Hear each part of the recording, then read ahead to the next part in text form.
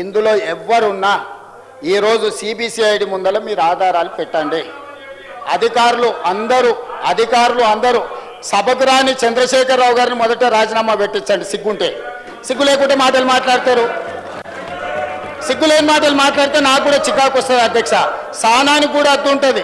కోటి 10 లక్షల జీతం తీసుకొని సభకు రాకుండా ఇంట్లో ఉన్నాయననేమో రాజీనామా చేయడంట, జీతం వాపసు ఇయ్యడంట. రోజు 18 గంటలు చేసి 4.5 లక్షల ఇందిరమ్మ ఇండ్లు కట్టించి ఈరోజు లక్షలాది దళితుల గిరిజనులకు ఆదివాసీలకు ఇండ్లు ఇచ్చి వాళ్ళ ఇళ్లలో వాళ్ళ కళ్ళల్లో వాళ్ళ ఇండ్లలో వెలుగు వాళ్ళ కళ్ళల్లో ఆనందం చూసే పొంగులేటి శ్రీనివాసరెడ్డి రాజీనామా చేయాలంట. సిగ్గుండాలి మాట్లాడడానికన్నా కొంచెమన్నా. అంటే మీరు చెప్పింది వినకపోతే మంత్రి రాజీనామా చేయాలనా? మీ తాతలు దిగొచ్చినా జరగదు. మీరు అనుకుంటారో మీరేదో అరుస్తే గోల పెడితే వింటారని. మీ సంగతి అంతా తెలుసు. మేనమావకు చెప్పినట్టు ఉంది పుట్టింటి గొప్పలు. గురువింద కింద ఎంత నల్లగుందో తెలియదు, వాళ్ళ కింద ఎంత నల్లగుందో నాకు తెలుసు. నేను మొత్తం చూసి వచ్చినాను అధ్యక్ష. ఇక నేను ఎక్కువ చెప్తే బాగుండదు, చిట్టా ఇస్తే అసలు బాగుండదు. ఒకటే అధ్యక్ష, ఈరోజు నేను ఒక మాట చెప్పదలుచుకున్నా. రాజకీయంగా ప్రతిపక్షంగా వాళ్ళ అంశాలు లేవనెత్తడం, నిరసనలు తెలపడం, ధర్నా చేయడం, వాళ్ళు ఈ రకంగా ఏ డిమాండ్ చేసినా ఒక్క నిమిషం కేటీఆర్ గారు దయచేసి వినండి. ఇది వినాల్సిన సందర్భం. దయచేసి ప్లీజ్ ట్రై టు అండర్స్టాండ్. ఏ అంశమైనా వాళ్ళు లేవనెత్తవచ్చు, ఏ అంశాన్నైనా ప్రస్తావించవచ్చు.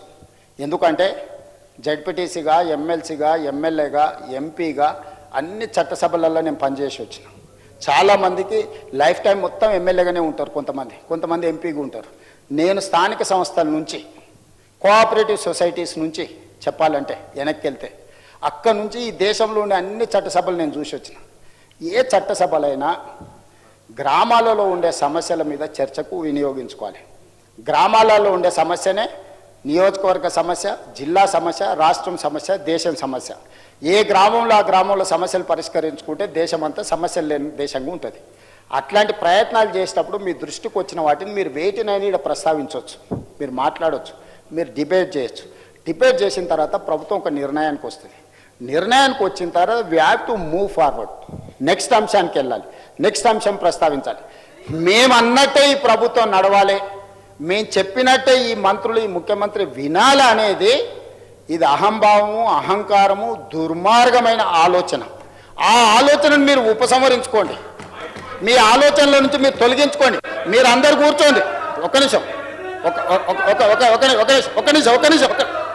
నిమిషం స్పీకర్ సార్ దయచేసి.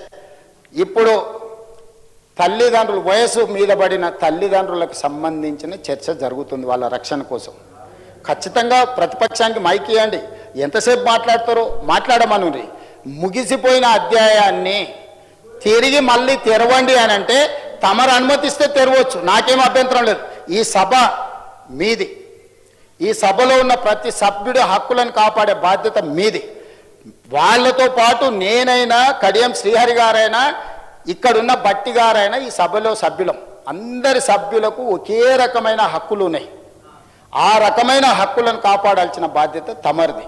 ఒకవేళ నిజంగానే ప్రతిపక్షం చేసిన డిమాండ్ను ఒకవేళ అది రీజనబుల్ అని తమరు భావిస్తే, తమరు అంశాన్ని తిరిగి చర్చకు చేపడితే మాకు ఎలాంటి అభ్యంతరం లేదు. తమరు అది కాదు చర్చ ఇది జరగాలని తమరు ఆదేశిస్తే ఏ సభ్యులైనా సభ లోపల వినాల్సిందే. ఇది చట్టము, ఇది సాంప్రదాయము, లెజిస్లేటివ్ ప్రొసీజర్స్, ప్రాక్టీసెస్. దీనికి విరుద్ధంగా చైర్ను డిక్టేట్ చేసే ఈ డిక్టేటర్షిప్ ఎక్కడి నుంచి వచ్చింది అధ్యక్ష? పైనుంచి కిందికి ఆదేశాలు వస్తాయి, కింది నుంచి పైకి ఆదేశాలు వస్తాయి. అధ్యక్ష ఒకసారి చెప్పండి, ఎక్కడి విధానం ఇది? ఎక్కడుంది? ఇన్నేళ్ళ అనుభవం ఉంది అంటారు, ఇన్నిసార్లు గెలిచినాం అంటున్నారు. ఇన్నేళ్ళ అనుభవం ఉండి ఇన్నిసార్లు గెలిచి ఇన్ని రోజుల అధికారంలో ఉన్న మీకు ఈ కనీస పరిజ్ఞానం కానీ అవగాహన కానీ లేదా? ఉన్నా కూడా మీరు కళ్ళు మూసుకొని వ్యవహరించాలనుకుంటే సమాజం అంతా గమనిస్తుంది. దయచేసి స్పీకర్ సార్ మీరు ఆదేశాలు ఇవ్వండి, వాళ్ళని కూర్చోమనండి. వాళ్ళు కూర్చున్న తర్వాత వాళ్ళు ఏం మాట్లాడదలుచుకుందో, ఏ సభలో ఏ అంశం చర్చ జరుగుతుందో ఆ అంశం మీద మీరు చర్చకు అనుమతించండి. లేదు మీరు అన్ని చర్చల్ని వాయిదా వేసి వాళ్ళు అడుగుతున్న దాని మీదనే తమరు ఒకవేళ అనుమతిస్తే తమ అనుమతి ద్వారా ఎవరైనా మాట్లాడవచ్చు. తమ అనుమతి లేకుంటే ఎవరు మాట్లాడడానికి వీల్లేదు.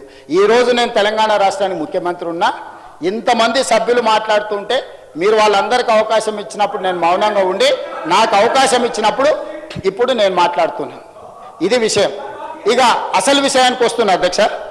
కడియం శ్రీహరి గారు కేసీఆర్ గారికి సరిసమానమైన ప్రజా జీవితంలో నుంచి వచ్చిన ప్రజాప్రతినిధి.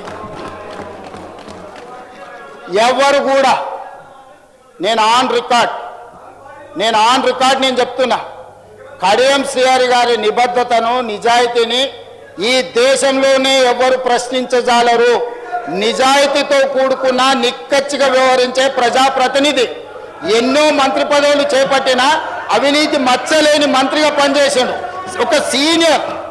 ఒక సీనియర్ లెజిస్లేటర్ను పట్టుకొని అధ్యక్ష రాజకీయంగా వాళ్ళకి ఏమైనా అభిప్రాయం ఉండని, రాజకీయ పట్ల వారికి ఏమైనా వ్యతిరేకత ఉండని నేను ఇవన్నీ మాట్లాడదలుచుకోలే. నేను ఒకటే అడగదలుచుకున్నా, హరీష్ రావు గారిని